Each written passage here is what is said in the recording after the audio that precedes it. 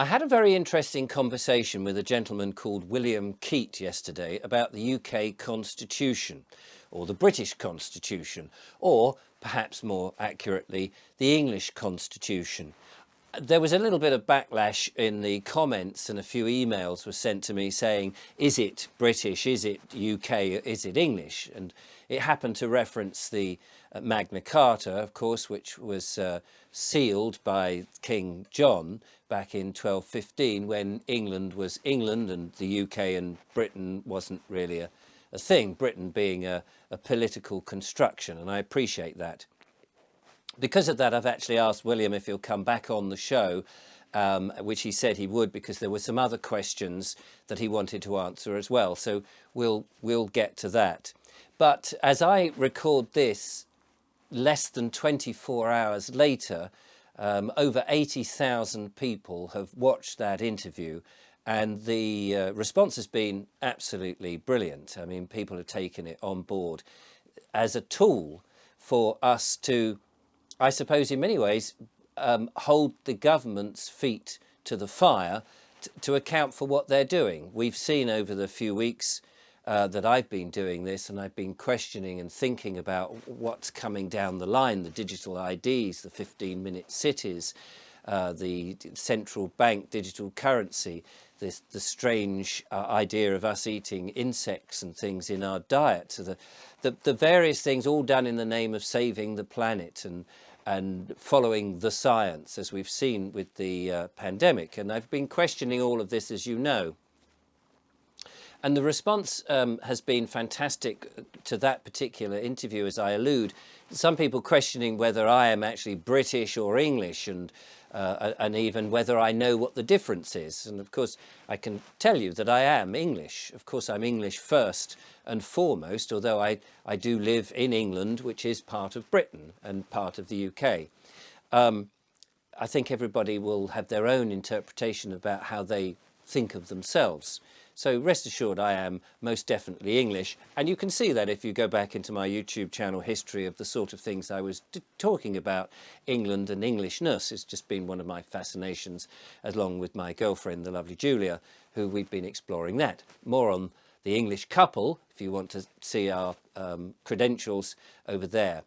I had an email earlier today, just before recording actually, which was fascinating because it's one of my loyal viewers who's watched for many years, and he said he was a bit disillusioned with the King, because as we know, the King launched the Great Reset at the World Economic Forum. I forget whether it was last year or the year before.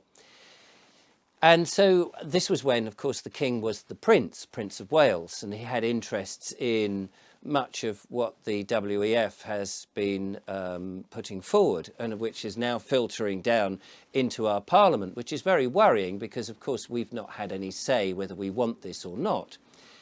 And now that Prince Charles is King Charles and he's about to take his oath, my viewer said he thought he'd write to the King to find out whether he was, how did he put it, independent from places like the WEF. Was he going to take the oath for the people?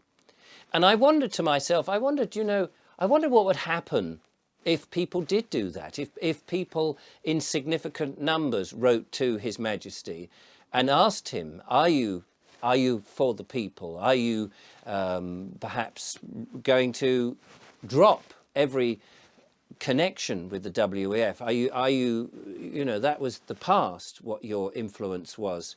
Are you here now for the people of this land and upholding the Constitution, the English Constitution or the UK Constitution, however you wish to do it, the law of the land for the people? I just wondered what would happen. Of course, I'm not suggesting that people should do this, but, it'd be interesting if people did and wrote to their MPs. I think these are also tools that we have, which is very right and very proper for us as people of this land to talk to the head of the state, for example, and hold them to account. I just wondered if that would ever happen, whether that would change his mind or would focus his attention on the people. Anyway, I just wanted to really to say thank you to everybody who's watched that interview with William, and just to reiterate that some of those questions which were perhaps coming up in the comments, William's more than happy to answer, and that we will do a further video on that. There is more coming in this channel as people are telling me interesting things, particularly about the digital ID.